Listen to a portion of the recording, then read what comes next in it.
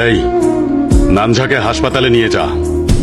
এই আপনি মাঝখানে আসবেন না ইন্সপেক্টর, আমার পথের কথা হবেন না। আমি প্রথমেই ফোনে বলেছিলাম এই বদমাইশগুলোকে এমনি এমনি ছেড়ে দিলে পুরো মার্কেট আমার মাথায় চড়ে বসবে। আপনি বুঝতে পারছেন না ইন্সপেক্টর? ওরা সাহেব এখন এফআইআর লিখিনি, আমার কথাটা শুনুন। আপনি এদের পক্ষ নিচ্ছেন। সরি। কি হলো জামাই বাবু? কিছুই হয়নি। ওদেরকে ছাড়বেন না, ওরা যেন বেঁচে না থাকে। ওদের সাথে কি করতে হবে তা আমি জানি, তুমি ফোন রাখো। গোরা সাহেব, ওই হোটেলটা আগে ওদেরকে হাসপাতালে নিয়ে যান, পরে আমি হোটেলের ব্যাপারে ভাবছি। এদের সবাইকে তুমি সাথে নিয়ে যাও, ভালোভাবে খাবার খাও, তারপর মার্কেটে দিয়ে। ঠিক আছে স্যার। স্যার আপনার অনেক ধন্যবাদ। হ্যাঁ, ওরা এখন কই আছে? যেখানে বলেছিলেন ওখানেই আনছি। এই নাম তোরা। ভাই মাইরা ফালাই। মশা মেরে হাত নষ্ট করা যাবে না। ওদের হাত পা বেঁধে আলাদা আলাদা ট্রাকে ফেলে দে। ওদের ভাগ্য ভালো হলে জানে বেঁচে যাবে। তাড়াতাড়ি স্কুলে যা, আর মনে রাখিস মার্কেটের ওইদিকে যাবি না কিন্তু। ঠিক আছে মা। স্কুটির চাবি সাথে নিছস? ওহো, তুমি গিয়ে একটু নিয়ে আসো না মা। কেমন মাইয়া রে তুই, সবকিছুই আমি আইনা দিমু।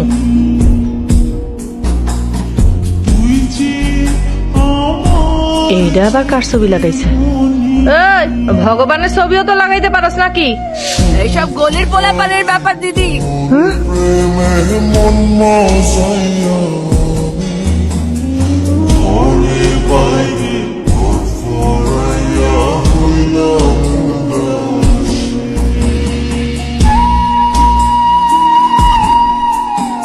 ভাই ওরা আবার ফিরাইছে। কারা আইছে? ওই হোটেলের একজন পোলা। কি কইলি? আবার হোটেল খুলবি? মাথা খারাপ হয়ে গেছে তোর, এত কিছু হয়ে যাওয়ার পরও। কেন খুলতে পারবো না দিদি?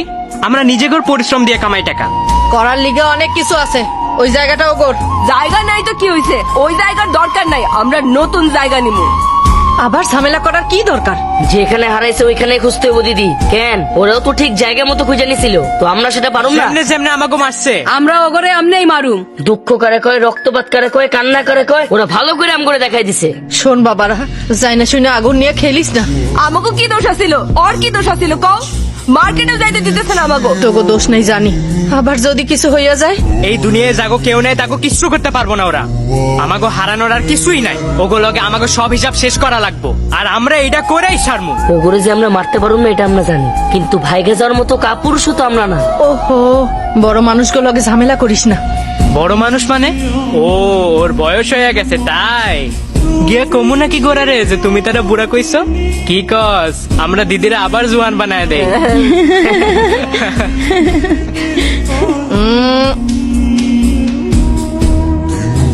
জানেন গোরা সাহেব, আমরা এটাই ভাবছিলাম আপনি একাই আসবেন নমিনেশনের জন্য।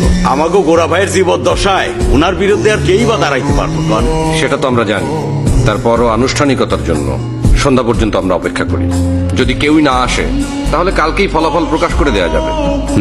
গোরা সাহেব, এই ফাইলে কিছু ফর্ম আছে, এই যে নিন, এগুলো পূরণ করে আমাকে দিয়ে দিয়েন। স্যার, ডাবের পানি খাবেন আপনি?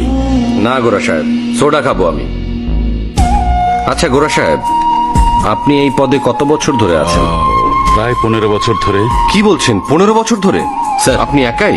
এই যে সোডা। ভাই না না, এটা তুই খা।